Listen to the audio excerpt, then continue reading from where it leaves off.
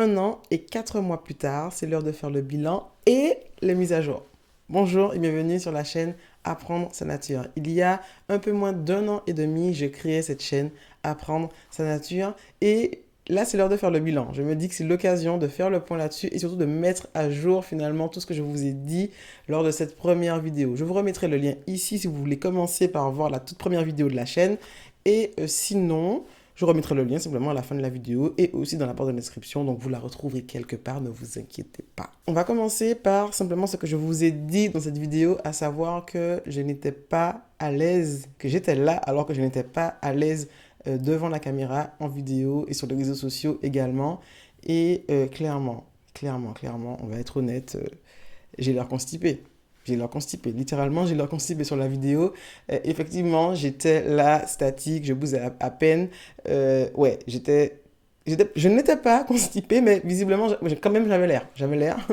Et donc, déjà, il y a une grosse différence par rapport à ça. Aujourd'hui, je suis beaucoup plus à l'aise en vidéo. Je me sens beaucoup moins... alors, c'est pas forcément du stress, mais en tout cas, clairement, je suis beaucoup plus à l'aise aujourd'hui. Et c'est vrai qu'à une époque, au début de la chaîne en tout cas, il y a une phase où j'utilisais un prompteur, c'est-à-dire que je lisais littéralement mon texte pour ne pas me perdre ou ne pas être trop stressé, etc. Aujourd'hui, je n'ai plus besoin de ça, ni de lire, ni de connaître mon sujet trop par cœur, voilà. Je me sens beaucoup plus à l'aise en vidéo et ne serait-ce que pour ça, franchement, ça va, je suis contente. Je suis contente parce que je reviens de loin clairement et à l'origine, je ne voulais pas créer de chaîne YouTube ou voilà, de compte ou de chaîne sur les réseaux sociaux pour pouvoir m'exposer. C'était pas voulu du tout et je l'ai fait quand même, j'ai dépassé un peu tout ça et je suis contente d'être beaucoup plus à l'aise aujourd'hui. Donc ça vraiment c'est un grand pas. Il y a aussi d'autres choses dont je t'ai parlé, comme le maquillage. Je disais que j'étais nulle en maquillage. C'était vrai. C'est pas beaucoup moins vrai maintenant, mais j'ai fait des efforts. C'est-à-dire qu'aujourd'hui, je peux simplement voilà, mettre un peu de fond de teint, du crayon sur les sourcils, du mascara, du fard à paupières, des choses comme ça. Ok, ça je peux faire, alors qu'avant, je ne le faisais pas du tout. Pour autant, je ne suis toujours pas fan en fait de maquillage. Et c'est pourquoi sur quelques-unes des vidéos de cette chaîne, on me voit avec un peu de maquillage, mais vraiment ce sera toujours quelque chose d'extrêmement léger. Mais la plupart du temps, j'enregistre mes vidéos sans maquillage parce que c'est pas quelque chose que j'aime en réalité. Et donc si j'aime pas, ben je vais pas me forcer à le faire, même si c'est vrai que j'ai conscience du fait que ben, le maquillage, ben, ça va uniformiser le teint et ça sera aussi plus sympa pour le rendu en vidéo. De temps en temps, je le fais. J'ai fait l'effort aujourd'hui. C'est très, très, très léger. Mais j'ai fait l'effort aujourd'hui. Euh, et mine de rien, en fait, j'aime cette crainte-là, en réalité, de me retrouver dans la situation de ces personnes qui, et c'est dommage, euh, ont tellement l'habitude de se maquiller et de gommer leurs imperfections avec le maquillage que finalement elles se préfèrent maquiller que sans maquillage et certaines tombent dans l'extrême de ne pas réussir à sortir de chez elles sans maquillage.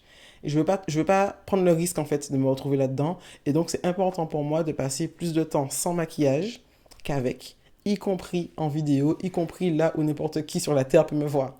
Voilà.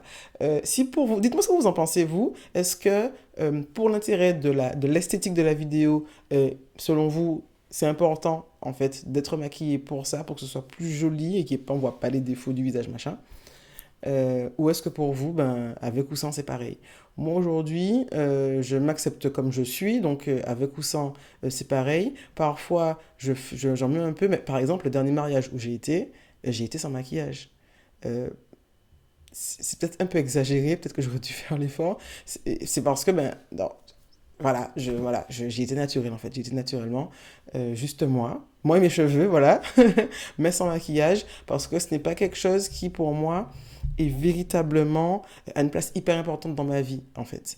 Et bon, le fait que mon mari me préfère aussi au naturel, c'est clair que ça ne m'aide pas à m'orienter vers le maquillage. J'ai de la chance probablement d'avoir un mari comme ça, qui préfère me voir sans maquillage qu'avec. Et donc, mais, du coup, ça ne m'aide pas. Voilà, ça ne m'aide pas à faire d'efforts sur ce point. Pour autant, de temps en temps, j'essaye. Dites-moi si vous voulez me voir plus souvent maquillée en vidéo et si vous voulez que je teste des choses, pourquoi pas. Allons-y, soyons fous. Voilà. Un autre point que j'ai abordé dans la première vidéo, il s'agit de la décoration. Je vous disais que j'étais nulle en décoration. La réalité, c'est qu'à l'époque, il a fallu que je me forme, littéralement, pour pouvoir avoir le courage de mettre de la couleur sur les murs de l'endroit où j'habite. Les murs, ces murs, et les autres murs de chez moi. Donc pour avoir le courage de mettre de la couleur et de décorer, d'aménager, etc. Pour dire les choses simplement, je considérais vraiment à l'époque que ça, là, c'est mon maximum en termes de déco. Et en un an presque et demi, cette pièce n'a pas bougé en termes d'aménagement, ou quasiment pas. En tout cas, ce qui a bougé n'est pas visible dans le champ de la caméra pour YouTube, en tout cas, ou pour les réseaux sociaux en général. Donc ça n'a pas changé. Pour vous, ça n'a pas changé. Euh, pour moi, il y a eu des changements. J'ai opéré des changements chez moi parce que je remarquais que j'ai fait une pause en fait à un moment donné et je me suis rendu compte qu'il manquait quelque chose. Et donc j'ai continué plutôt à aménager, à ajouter ce qui selon moi manquait. Et encore dernièrement, avec mon mari, on s'est posé et j'ai fait des mood boards pour aller plus loin sur la décoration de certaines pièces. Peut-être qu'un jour, je vous montrerai des photos après de mon salon, ce genre de choses, je ne sais pas, on verra. Ce qui s'est passé véritablement, c'est que je me suis dit que et on de manière générale, je pense qu'on mérite tous de vivre dans un Airbnb. C'est une façon de parler, et c'est pas de la pub, clairement. J'aurais pu dire autre chose, mais c'est l'enseigne que je connais le plus. Et les fois où j'ai loué, en fait, seul, enfin famille ou avec des amis, des Airbnb, donc cette année, l'année dernière et les années précédentes, je me faisais souvent la réflexion qui était que, waouh, c'est beau, c'est bien décoré, c'est sûrement un décorateur d'intérieur qui a fait ça. Mais c'est probablement le cas, en réalité. Et je pensais aussi à l'émission Maison à vendre, que vous connaissez aussi probablement, où en fait les gens finalement se rendent compte avec des experts que leur appartement n'est pas attirant pour de potentiels acheteurs et que donc il faut faire des efforts sur l'aménagement, sur la décoration, parfois finir des travaux qui n'avaient jamais été terminés, des choses comme ça. Et donc les gens se retrouvaient avec une maison ou un appartement qui était plus beau au moment de partir. Et avait ce... Alors, il partait quand même parce qu'il y avait une vraie raison de partir, mais il se rendait compte, malheureusement, à la fin, au moment de s'en aller, il se rendait compte du potentiel de leur maison, de leur appartement, seulement à ce moment-là. Et je me dis, en fait, que c'est dommage d'attendre la fin du moment où tu vis quelque part pour l'aménager et l'exploiter vraiment, voir vraiment le potentiel de chez toi. Et donc, on a pris la décision cette décision-là, d'exploiter notre logement vraiment, ce lieu où on habite, ce lieu où on vit, notre intérieur finalement, mieux et le rendre plus beau pour qu'on s'y sente encore mieux également. La pièce où je me sens le mieux chez moi, c'est ici. Et c'est cette pièce-là, c'est là que je travaille, c'est là que je passe le plus clair de mon temps, lorsque je suis seul en tout cas en particulier. Et je pense que chaque pièce de la maison mérite d'être à son top, en fait, d'être au top du top. Et on va y travailler dans les prochaines semaines et dans les prochains mois. Et j'ai hâte. Voilà. Ça, c'était le point par rapport à ce que je vous ai dit dans la toute première vidéo de cette chaîne. Et maintenant, j'aimerais prendre le temps de faire des mises à jour sur ce qui a évolué en fait pendant cette année presque et demie. Comme vous le savez, je suis coach capillaire, j'ai créé Apprendre sa nature, et j'ai créé le programme d'accompagnement Apprendre sa nature cheveux crépus. Il existait déjà au moment où j'ai créé cette chaîne et il a continué d'évoluer pendant ce temps. J'ai ajouté de nouvelles choses. Alors le programme comprend déjà une formation, de l'accompagnement, du coaching, beaucoup de bonus autour, un assistant virtuel qui apporte des conseils, même quand je dors. Et je l'ai créé bien avant l'arrivée de ChatGPT, clairement. Il est efficace et il fonctionne. Et j'ai rajouté d'autres choses au fil du temps, comme plus récemment le bonus plan plage et piscine party. Euh, je l'ai créé justement avant les vacances pour que chacune de mes clientes puisse profiter à fond des vacances sereinement, de la mer, de la piscine, de la plage, tout ça, sans stresser sur la gestion de leurs cheveux. Il y a d'autres choses que j'avais créées plus anciennement, comme le module gain de temps qui s'appelle Secret de femme surbooké et qui apporte ce qu'il faut en fait pour obtenir toujours de beaux résultats avec ses cheveux, mais en y passant moins de temps. Donc il y a tout un écosystème autour du programme Apprendre sa nature cheveux crépus, et ça a évolué dans le temps et il y aura encore des nouveautés avant les prochaines inscriptions. Je vous dis tout de suite que les prochaines inscriptions seront à la fin du mois de septembre. Fin septembre, début octobre, on démarre avec un nouveau groupe, ça va être super. Il y aura des nouveautés pour vous. Alors préparez-vous, ça arrive, ça va arriver vite, en fait, ça va arriver très vite. Si vous voulez un renouveau, une transformation de vos cheveux, préparez-vous, fin septembre, ça arrive vite. Quoi vous dire de plus? Une autre chose qui a évolué, ou qui plutôt a apparu ces derniers temps, pendant cette année et demie, ce sont les ateliers. L'atelier Apprendre sa nature que j'ai créé parce que vous me l'avez demandé, en fait. On m'a demandé de réaliser des ateliers.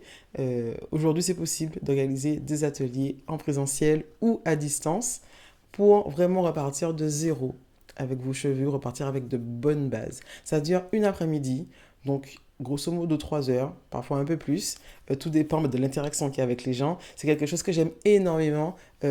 L'idée, c'est qu'une personne qui a envie de réaliser un atelier mobilise, recrute entre guillemets autour d'elle, soit des amis, de la famille, des collègues, pour constituer un petit groupe. Et l'atelier se réalise généralement chez l'une d'entre elles. On passe une après-midi ensemble.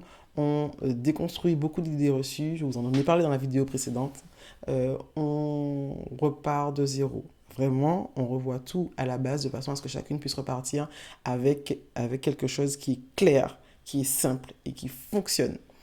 Et je prends le soin de réaliser un atelier qui est véritablement personnalisé. C'est ce qui fait que chaque atelier est vraiment différent, mais surtout, et c'est le plus important, vraiment adapté aux personnes qui sont là, présentes, que ce soit en présentiel ou à distance, mais en tout cas aux personnes qui participent littéralement à l'atelier en question.